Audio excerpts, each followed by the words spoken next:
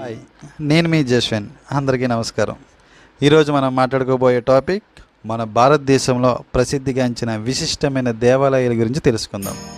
అయితే మన టాపిక్లోకి వెళ్ళబోయే ముందు మన ఛానల్ని సబ్స్క్రైబ్ చేయండి, నచ్చితే లైక్ చేయండి.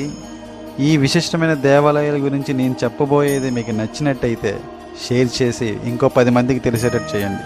కోనార్క్ 13వ శతాబ్దానికి చెందిన సూర్య దేవాలయం. కోనార్క్ ఒడిస్సా రాష్ట్రంలో పూరీ జిల్లాకు చెందిన ఒక మధ్య తరహా పట్టణం అన్నమాట. ఇది బంగాళాఖాతం సముద్ర తీరాన ఆ రాష్ట్ర రాజధాని అయిన భువనేశ్వర్కు 60 కిలోమీటర్ల దూరంలో ఉంది.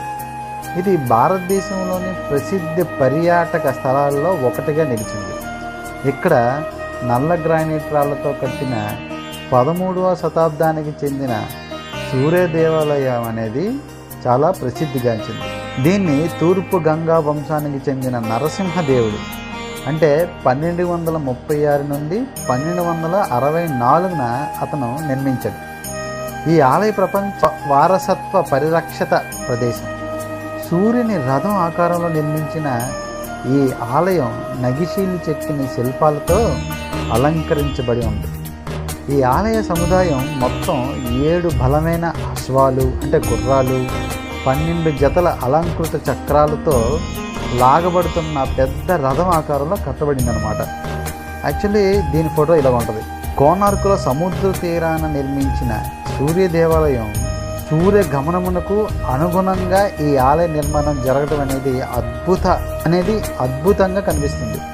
రథానికి 12 చక్రాలు, సంవత్సరానికి 12 మాసాలు, 12 రాసులు. వీటికి అనుగుణంగా సూర్యగమనం ఒక్కొక్క చక్రంలో ఒకటి అవుతుంది. అయితే ఈ స్థల పురాణం ఏం చెప్తుందంటే, పురాణ కాలంలో శాపగ్రస్తుడైన కుష్ఠరోగం బారిపడిన శ్రీకృష్ణుని కుమారుడైన సాంబుడు కోనార్క దేవాలయానికి దగ్గరలో ఉన్న చంద్రభాగ తీర్థం వద్ద కూర్చొని సూర్యుని స్మరిస్తూ తపస్సు చేశాడు. ఆ సమయంలో చంద్రభాగ తీర్థంలో స్నానం చేస్తుండగా అతనికి సూర్య భగవానుడి విగ్రహం లభించింది. దాన్ని సాంబుడు కోనార్క్ ఆలయంలో ఉన్న ప్రదేశంలో ప్రతిష్ఠించాడు. అయితే ప్రస్తుతం ఉన్న ఆలయంలో పురాణ కాలంలో స్థాపించబడ్డ విగ్రహం కనిపించదు. ఆ విగ్రహం ఏమైందన్న విషయం ఇప్పటికీ రహస్యమే. ప్రస్తుత కోనార్క్లో ఉన్న ఆలయాన్ని గంగా వంశానికి చెందిన మొదటి నరసింహదేవుడు నిర్మించినట్టుగా చెబుతారు.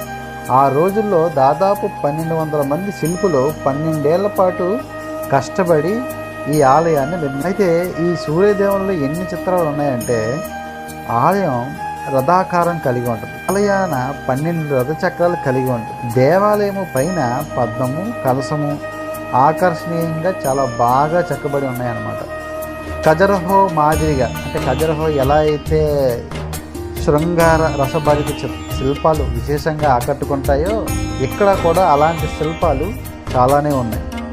ఇక్కడ సముద్ర తీర ఇసుక బంగారపు వర్ణములో ఉండి తీర ప్రాంతంలో అందాలు చెందుతూ ఉల్లాసం కలిగిస్తుంది. సూర్యుని రథ ఆకారం నిర్మించబడిన ఈ దేవాలయం ఇరువైపులా 12 జతలు చక్రాలు చెక్కబడి, అలాగే వారంలో 7 రోజులు సూచించే విధంగా 7 గుర్రాలు, అలాగే ఈ చక్రాలపై పడే సూర్యకిరణాల ఆధారంగా స్థానికులు ఖచ్చితమైన సమయాన్ని చెప్పగలరు.